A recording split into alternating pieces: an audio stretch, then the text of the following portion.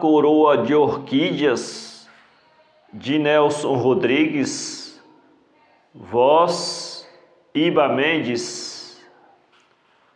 Quando a mulher entrou em agonia, ele caiu em crise, atirou em cima da cama aos soluços, foi agarrado, arrastado, debatia-se nos braços dos parentes e vizinhos, esperneava. E houve um momento em que, no seu desvario de quase viúvo, cravou os dentes numa das mãos próximas. A vítima uivou. Ui! Então, na sala, cercado e contido, chorou alto, chorou forte. Seu gemido grosso atravessava o espaço e era ouvido no fim da rua. Enquanto isso, o amigo mordido na cozinha exibia a mão, tirou um naco de carne. Alguém perguntou baixo com admiração: mas os dentes dele não são postiços? Eram, e em torno houve um espanto profundo. Ninguém compreendia que um indivíduo que usava na boca uma chapa dupla pudesse morder com tanta ferocidade e resultado. Veio espavorido lá de dentro um irmão da moribunda, pousou a mão no ombro de Juventino, pigarreia e soluça. Morreu. Várias pessoas espicharam o pescoço para ver as reações. Primeiro, Juventino levantou-se, esbugalhando os olhos. Depois que assimilou o fato, desprendeu-se de vários braços num repelão, dava socos no próprio peito e estribuchava. Me dei um revólver, quero meter uma bala na cabeça. Dor autêntica? Essa dor agressiva e autêntica arrepiava e havia disseminado no ar o medo de que o infeliz ferrasse os dentes em alguma mão ainda intacta. Durou o paroxismo de 10 a 15 minutos. Por fim, a própria exaustão física serviu de sedativo. Gemia baixo, mas quando o sogro o convocou para ver a esposa, recuou como diante de uma blasfêmia. Num tremor de maleita, rilhando os dentes, soluçou: não vou, não quero. Era sua antiga e irredutível pusilanimidade diante da morte. Desde criança tinha medo de qualquer defunto, fosse conhecido ou desconhecido, parente próximo ou remoto. A ideia de ver a mulher morta o arrepiava. Defendia-se: não, e corrigiu: agora não. Com um coração disparado, não pôde evitar a seguinte e quase irreverente reflexão: por que não pinta os cadáveres? Perguntaram: o enterro vai sair daqui? Virou-se.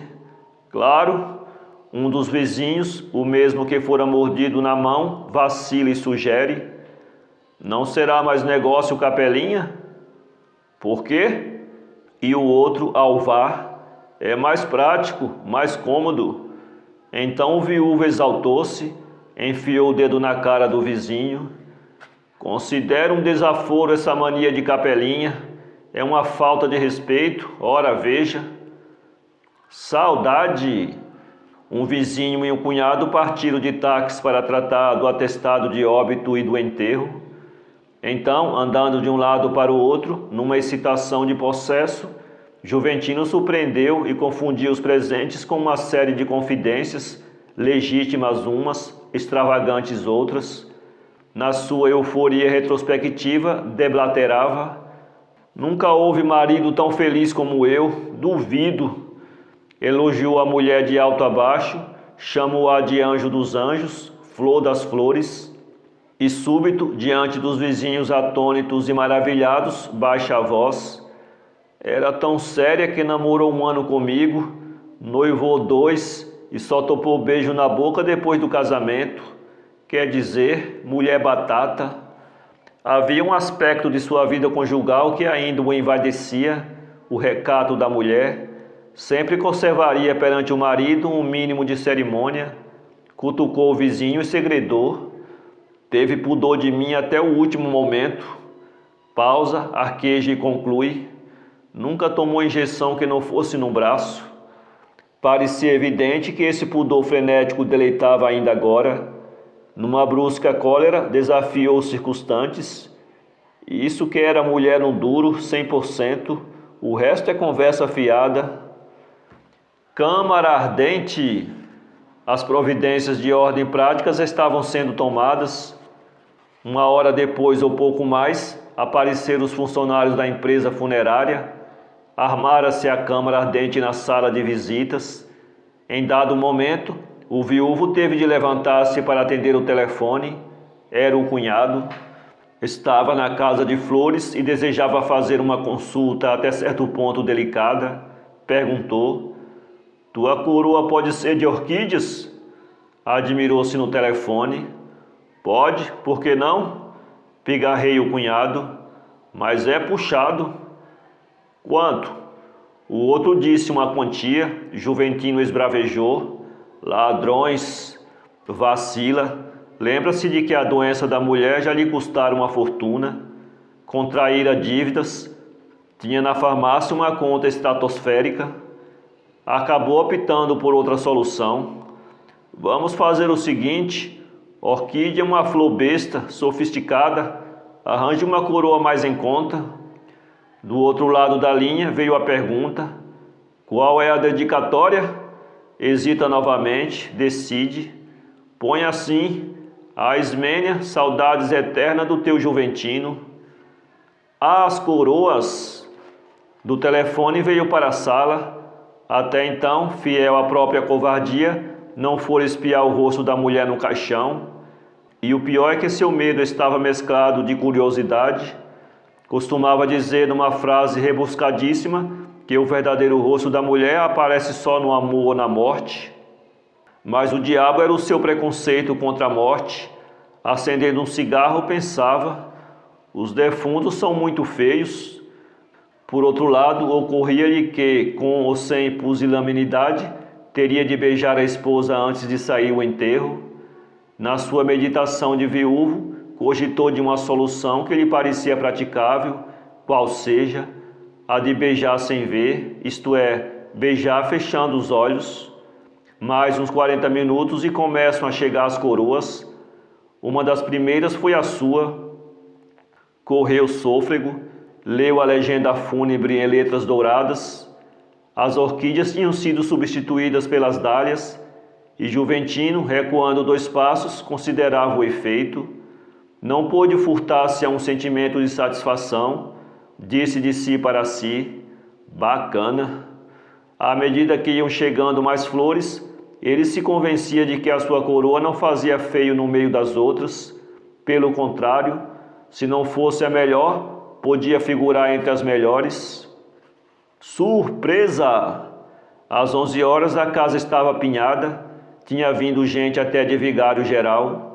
O inconsolável viúva era abraçado por uma série de parentes, inclusive alguns que ele julgava mortos e enterrados.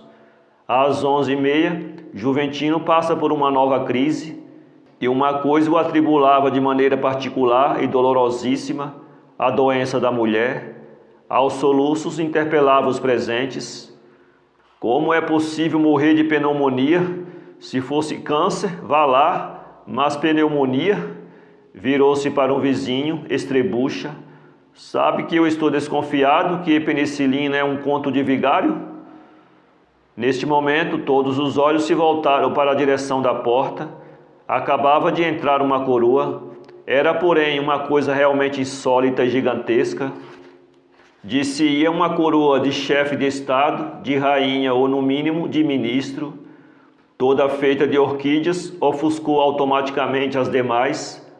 Atônito, Juventino balbuciou: parei. Trôpego, a boca torcida e já distraído da própria dor, veio rompendo os grupos, no seu espanto e na sua curiosidade, e com a mão trêmula desenrolou a fita, soletrou a meia voz para si mesmo: a inesquecível Ismênia com todo o amor de Otávio. Antes de mais nada, aquele inesquecível foi nele uma espécie de punhalada material. Ocorria-lhe uma reminiscência cinematográfica. Rebeca, a mulher inesquecível, virou-se para os presentes, que pareciam também impressionadíssimos. Perguntava de um para o outro: Otávio? Quem é Otávio? Vocês conhecem algum Otávio? Não, ninguém conhecia. mas ele corria um por um todos os parentes. Mas como é possível? Que negócio é esse? Drama! A obsessão passou a dominá-lo. Voltou para perto da coroa e releu a legenda. Apertava a cabeça entre as mãos. Todo o amor por quê? Concentrou-se. Procurava descobrir no fundo da memória alguém que tivesse este nome. E uma coisa o enfurecia. Aquela coroa espetacular, tão mais bonita e até mais cara que as outras. Fazia seus cálculos em voz alta. O cara que mandou isto gastou os tubos. E por quê, meu Deus? Por quê? Houve um momento em que o próprio Juventino se julgou também um milionário, mas da loucura. Meteu-se num canto, já não falava mais com ninguém, feroz e incomunicável. Quase ao amanhecer, alguém veio oferecer um cafezinho. Saltou. Vai-te para o diabo que te carregue. Passam-se os minutos, as horas. Todos os que chegam pasmam para a fabulosa coroa. Finalmente, na hora de fechar o caixão, a própria sogra, soluçando, vem chamar o genro. Você não vai beijar fulana? Ergueu-se. Antes foi ao escritório apanhar não sei o quê. Atravessou por entre os parentes e vizinhos, estava diante do caixão e, súbito, mete a mão no bolso e só viram quando ergueu um punhal e o afundou na defunta aos berros de cínica, cínica. A lâmina penetrou por entre as duas costelas e a morta parecia rir.